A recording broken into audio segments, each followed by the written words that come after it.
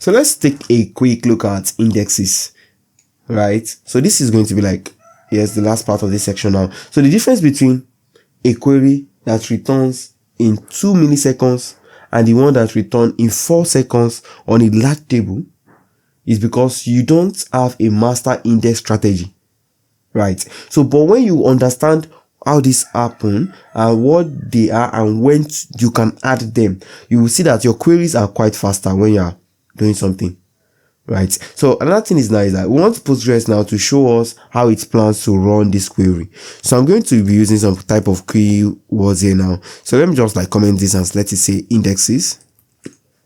So let's say we want to have explain, select,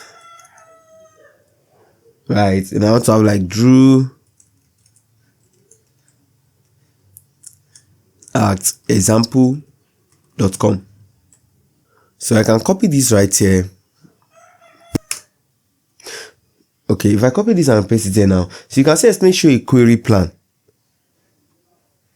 right? You show a query plan. This is how PostgreSQL intend to find your data, right? Right now you see that the scans on user right here, scans on user email, then it's going to cost about 0.4891601. Okay, let me expand this a bit. So we see it here now.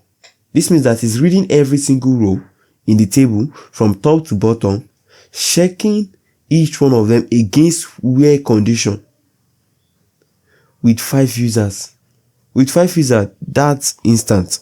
But when you have 5 million users, that's a lot of problem. So you know, it's checking every row, right, in this table users. And it's using this where condition to compare where is this row equals to this. With 5 users now, we don't have problem with this. But when it comes to having like 5 million users, this is going to be a problem. This is going to be taking longer time to run itself. So when we now say, okay, now let's say we want to create index now. So we can create an index now. Index is going to help us solve this. So we are going to call it IDX user emails and user email like that. So I'm creating an index with the emails on user emails now. So if I shall now go again, I'll run this code.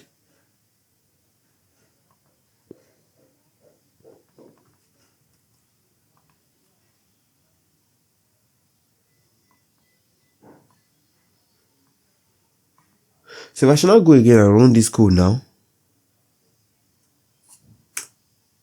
we can see an index has been created, right? An index has been created. But if I should go back again and run this explain, now we can see something has changed. You see the index scan now is now using the IDX.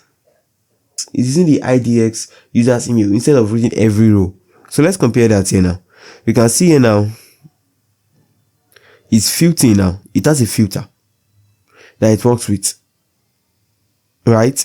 And we can see what happens here now. We can see the cost.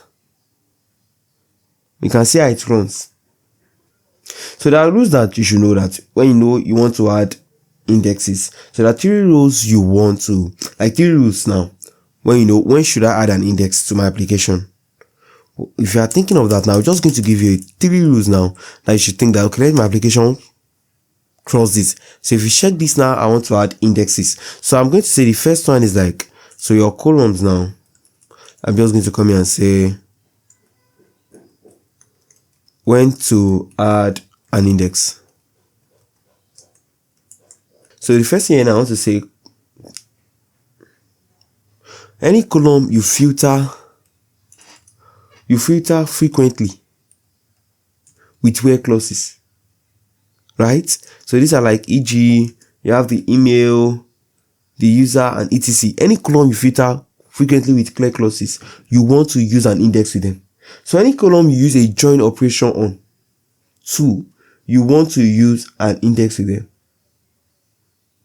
right? So let's just say like, okay, now 2 now for columns used in joint condition. So we want to use an indexes, and one thing is that when you use joint condition, because you're working with a foreign key, right? So for Postgres now, when you're working with automatically a primary key, an index will be created. But when it's in relation with a foreign key, an index will not be created for you automatically. And the third rule now is like, okay, so column using order by on large data sets or group by clauses, you want to make sure that you are using these things, right? So these are the three signals that you need index when you are filtering, when you want to filter using the where clauses, or you want to join on it, or you want to sort like a large data set. So foreign keys columns now will automatically create an index for you. Well, like, sorry, I mean primary key will automatically create an index for you. But when you're working with foreign key, especially when you're working with PostgreSQL, an index will not be created for you. I want you to take note and keep note of that. An index will not be created for you.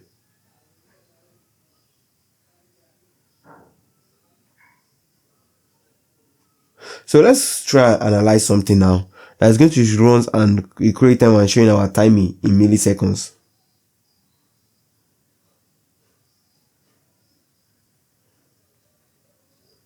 So this is just going to be the last thing for this video right here. So I'm going to like, okay, now let's just come here and say, so I'll come here and say like, okay, now I want to explain something. So explain, analyze, right? Then I want to select users dot name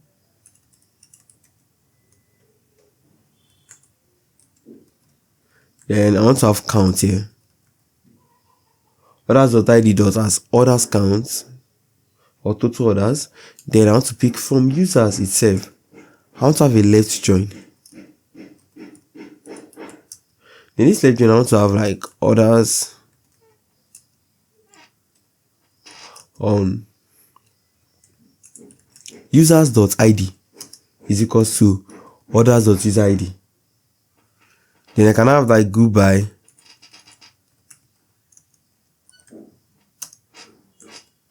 users.id users.name.